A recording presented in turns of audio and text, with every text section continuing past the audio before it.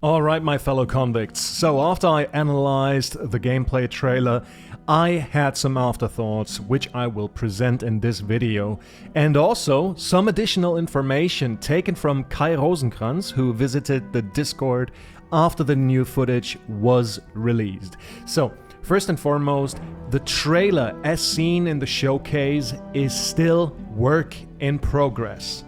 In all disciplines, that means animations, lighting, UI, VFX, etc. The whole thing. That means that the team still gets input from the fans and they are discussing it. The developers are working through an internal list of things needing improvement. This got actually confirmed by Kai Rosenkranz during his visit on the Discord server the day after the trailer hit the internet. And now we get into some of the nitty-gritty. Alright, first, world building. Kai kind of confirmed that parts of the snowy areas that we saw in the trailer will be at least partially accessible in the game, and he said that those areas will have its own soundtrack. So I don't really think that Kai is messing around with these kind of information. Maybe he was, I don't know. Up until now, take it with a grain of salt. And with that said, move on to the Camp of the Brotherhood. So the camp in the swamp was a highlight for me. But many people pointed out that the iconic ore torches or lanterns were missing. And you know what? You guys are absolutely right.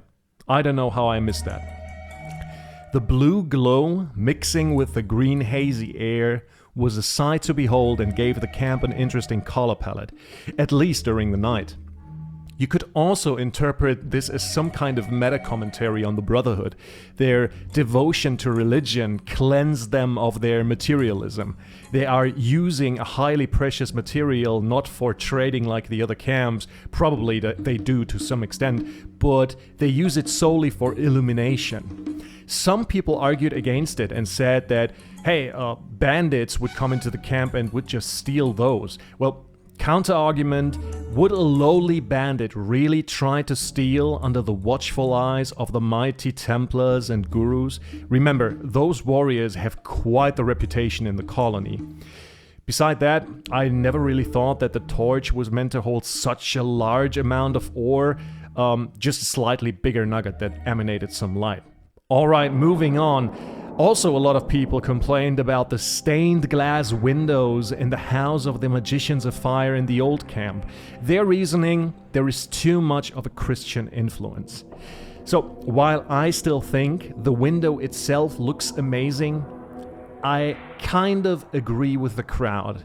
Comparing the Mage's Abode with the original, one thing becomes very clear. A thing that I thoroughly explained in my video, The Lost Themes of Gothic. The occult imagery is an inherent part of Gothic's DNA. Gothic 1 was full of occultism, and it almost completely vanished in Gothic 2. In Gothic 3, these themes were downright absent. So, with a potential restart of the franchise, the developers should carefully consider if they want to abandon what made Gothic so exceptional. What I'm saying with all this, I am not inherently against some Christian influences in the game, but they should at least have a dark and occult twist that makes them more in line with the original vision. So the next point when it comes to world building, just like in the original colony, the nights will be very dark. Nighttime, almost absolute blackness. And it's almost becoming essential to use torches. And I want to stress again how much I do love this choice. Many games shy away from this method, and the reasoning for that is they want to make the games more accessible. But the after effect is that the immersion suffers greatly from this decision. So I want to say, heads up, this is a good decision, and dare to do something different in today's gaming climate. The next chapter is NPC and Creature Design. The design for the orcs got frequently brought up by the fans, and Kai said it might even be the #1 point of criticism. So I think it is quite possible that we could expect some changes. If we take a look at the orcs in the old games, it makes it very obvious that they stand out among all the other iterations of orcs and different media. They are indeed very unique.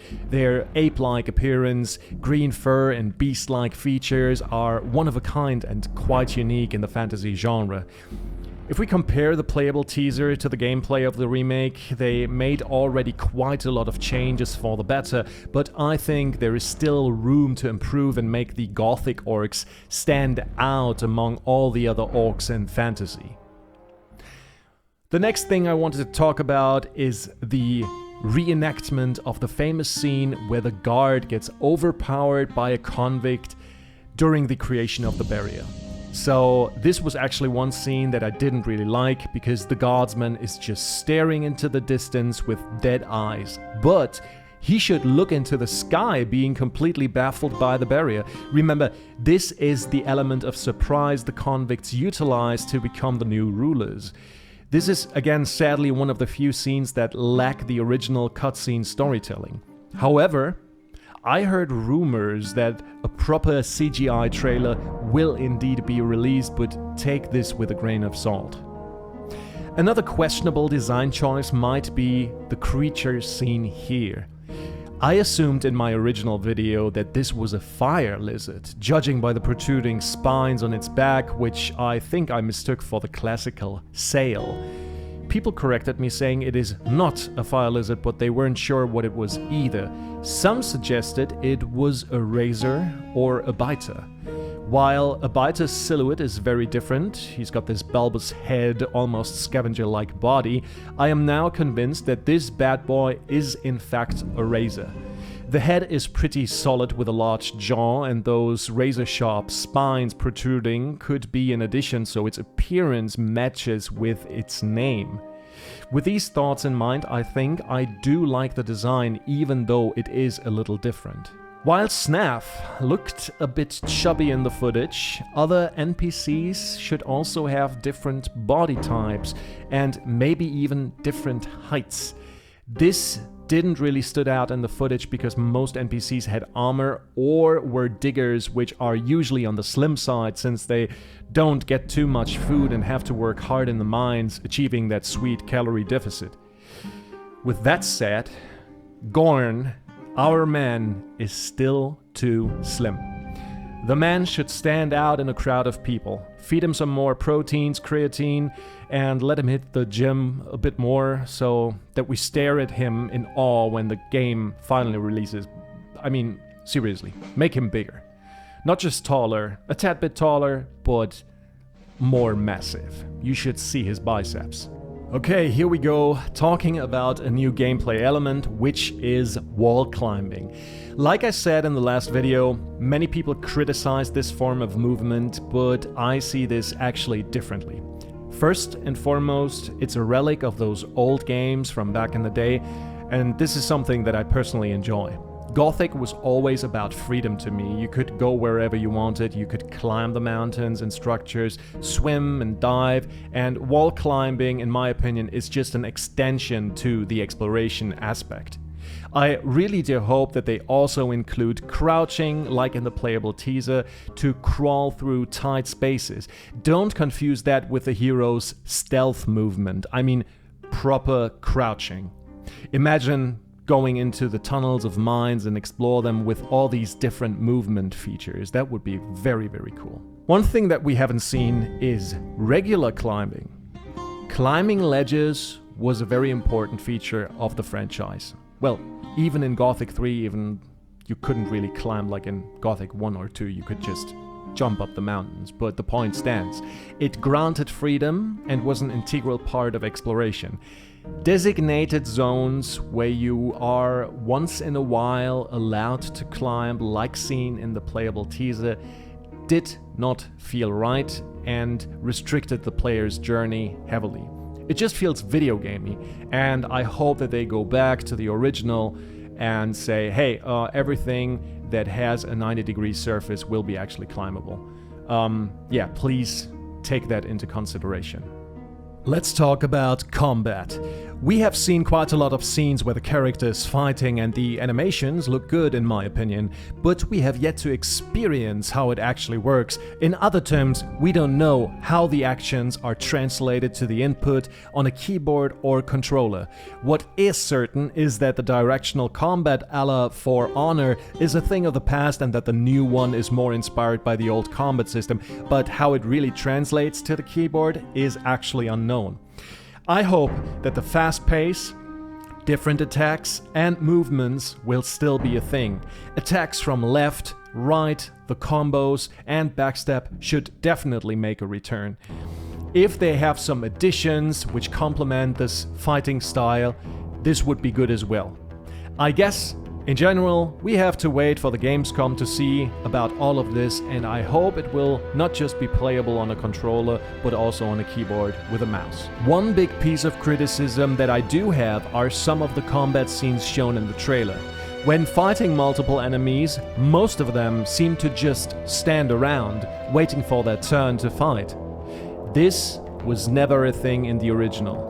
And it made the combat system highly dynamic, and you had to plan your strategic approach to all sorts of different enemy types which appear in groups. When fighting bandits in Gothic 2, for example, they all at once run towards the player and directly engage. Same with most animals, beasts and orcs. I really do hope that they don't dumb down the combat for accessibility's sake. Remember, this game is not called the German Dark Souls for naught. And last but not least, we have to talk about a very important subject: modifications. The developers understand the importance of modding Gothic. The dedicated fanbase kept the game alive all those years with big mods like Dark Mysteries, Legend of Asun, Returning New Balance, Odyssey and Archolos. They know that they most likely wouldn't be developing a remake without the modding scene keeping the Gothic fans interested since its release. Kai explained that modding the Unreal Engine is not very easy, especially how they use it. They already made some adjustments to make it moddable, but it is quite an undertaking and they haven't figured out a fitting solution yet. And I quote, "I have my fingers crossed that we'll have something to offer for modders as quickly as possible." End quote. The biggest priority right now is the game itself. So, I don't really know about the engine, I'm not a modder myself, nothing like that, I don't really understand it, but maybe we can expect a mod kit that will be patched after the release, but this is pure speculation. If I remember correctly, this is how they have done it back in the day with Gothic. They released a Gothic mod kit after the initial release, so they have some buffer to actually develop the game, to release it, to refine it, and then they work on something so that the longevity of the game is actually assured. Okay, one very small thing before I close this video. The water effects on the third-person camera while it's raining or while you are diving are quite distracting while playing. I can see this being used as some kind of, cinematic effect for the trailer, but please take it out of the actual playable version of the game. I think it's just unnecessary stuff that shouldn't be there. And also, if you take a look at the scene when the hero is running through the woods and it's raining, it's really hard to see, and that is good, but this is just an additional layer of making the visibility drop once more. And please, I don't want this. I don't want this. And I know that there are, in fact, people who don't like this kind of stuff either. So please take a look at this, take it out. I think it's just a camera filter that you put on. Just get rid of that, and we're fine. For now, I say thank you, have a great day, and I will see you in the next one. Goodbye.